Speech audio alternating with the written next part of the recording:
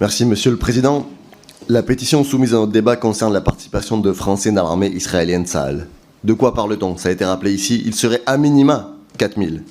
4000 citoyens français enrôlés dans les rangs de l'armée israélienne, soit le deuxième contingent étranger après celui des États-Unis. Cette réalité soulève des préoccupations majeures quant à notre complicité dans ce qui constitue le premier génocide de l'histoire, dont les victimes diffusent en temps réel leur propre destruction. Ces faits-là sont indéniables et largement documentés. 8 mois de bombardements indiscriminés et de sièges inhumains, causant plus de 35 000 morts civiles et 80 000 blessés. Destruction aveugle d'infrastructures civiles et vitales, assassinats d'humanitaires et de journalistes, camps de réfugiés attaqués et incendiés. Dès octobre 2023, les déclarations de responsables israéliens qualifiant les Palestiniens d'animaux humains et appelant à une deuxième Nakba n'ont laissé aucun doute sur la ligne politique et idéologique qui dirige les opérations militaires à Gaza. Cela fait 4 mois que la Cour internationale de justice a mis en garde contre un risque de génocide et a sommé tous les États de le prévenir.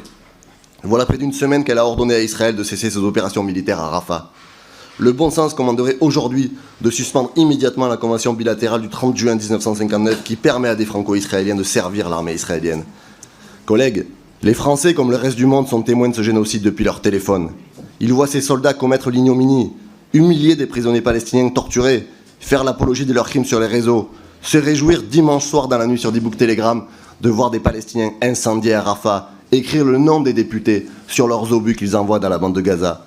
Vous refusez de voir que le peuple français désapprouve l'échec de notre humanité, de notre morale face au massacre à Gaza. Il ne tolérera jamais que certains de ses concitoyens soient impliqués dans des crimes de guerre sans être inquiétés. Notre groupe ne souhaite ni une réponse répressive ni psychologiser l'enjeu et nous ne sommes pas pour que ces gens soient fichés et fassent l'objet d'un suivi psychiatrique. Nous appelons simplement à la justice et que des gens qui aient participé à des crimes de guerre soient jugés et condamnés. Nous demandons des enquêtes approfondies pour établir les responsabilités. Et parce que cette guerre s'inscrit dans un contexte de décennies d'occupation, de colonisation et de siège, nous considérons que la France, je termine, doit examiner la responsabilité de ses ressortissants dans la situation tant à Gaza qu'en Cisjordanie aujourd'hui.